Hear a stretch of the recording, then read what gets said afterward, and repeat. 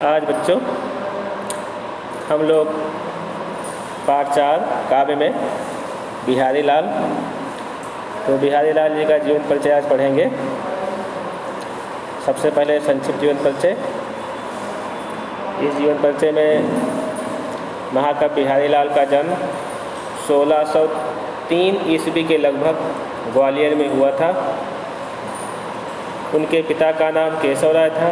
वे मथुरा के चौबे जात से संबंध रखते थे।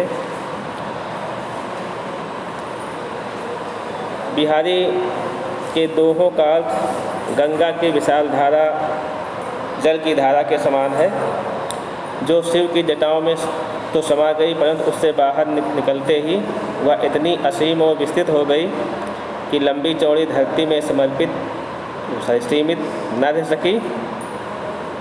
बिहारी के दोहे रस के सागर हैं, कल्पना के इंद्रधनुष हैं, भाषा के मेघ हैं, उसमें सौंदर्य मादक चित्र अंकित है। बिहारी लाल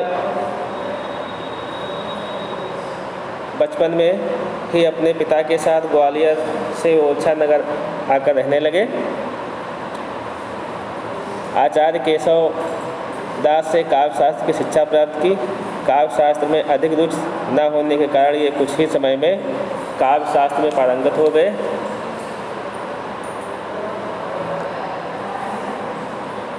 इसके बाद इनके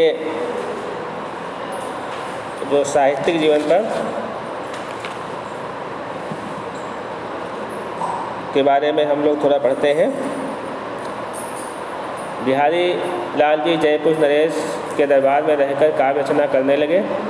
वहाँ उन्हें पर्याप्त धन और यश मिला। 1664 ईस्वी में वहीं रहते हुए उनकी मृत्यु हो गई। इनके विषय में एक दोहे के आधार पर एक कहानी चर्चित है। एक बार राजा जयसिंह ने अपनी रानी के प्रेम में इतना मग्न हो गए कि राजकार्यों से उनका मन विरक्त हो गया। तब बिहारी ने उन्हें एक दोहा लिखकर भेजा।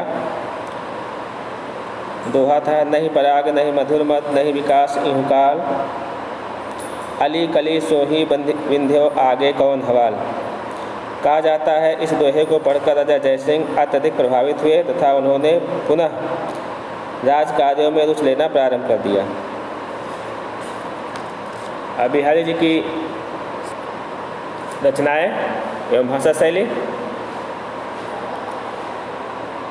बिहारी जी की एकमात्र रचना बिहारी सतसई है। यह एक मुक्तक काव्य रचना है।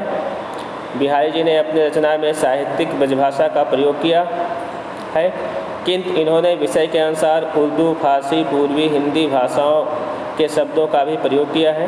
बिहारी जी ने अपनी रचना में मुक्तक काव्य शैली का प्रयोग किया है।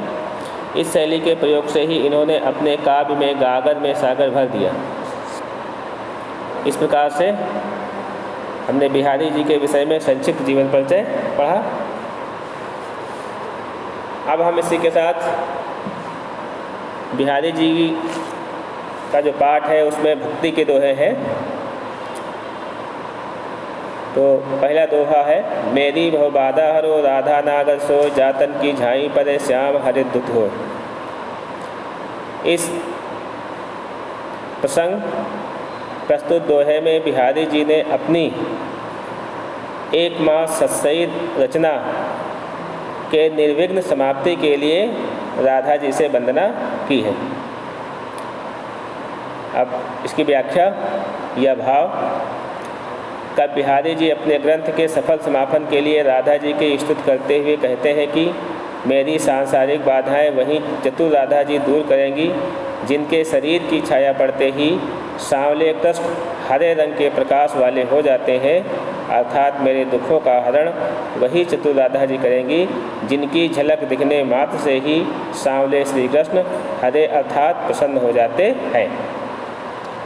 अब इसमें काव्य सौंदर्य लिखना होता है। काव्य सौंदर्य में हमें रस, छंद, अलंकार, भाषा आदि को लिखना होता है। तो रस, इसमें भक्ति रस, छंद, दोहा, अलंकार अनुप्रास, गुण प्रसाद, इस प्रकार से इन विषयों का वर्णन करके हम इसकी व्याख्या पूरी कर सकते हैं।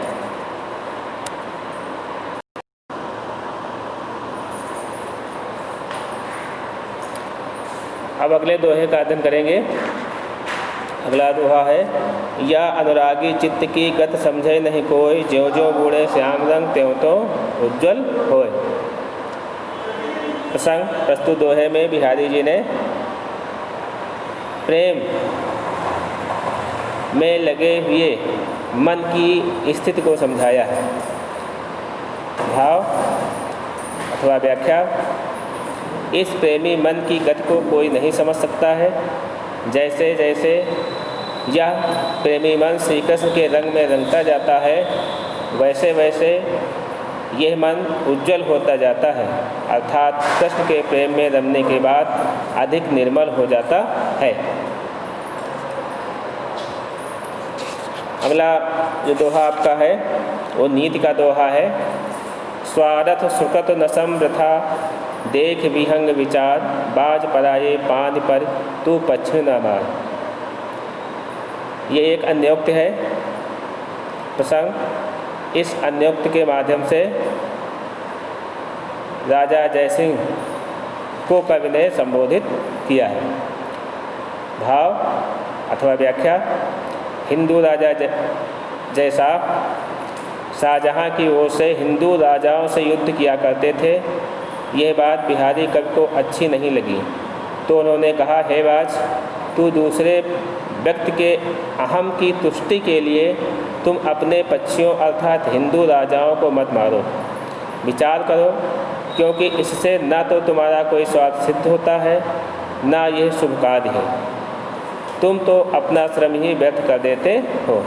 भाव यह है कि जिस प्रकार से शिकारी के इशारे से बाज पक्षी अन्य पक्षियों को मार देता है, लेकिन उसके द्वारा किए गए श्रम का लाभ उस शिकारी को मिलता है, अर्थात मारे गए पक्षी के मांस को शिकारी खाता है, उस बाज को व्यर्थ ही मेहनत करना पड़ता है। इसी प्रकार जयशाह को लेखक ने संबोधित किया है।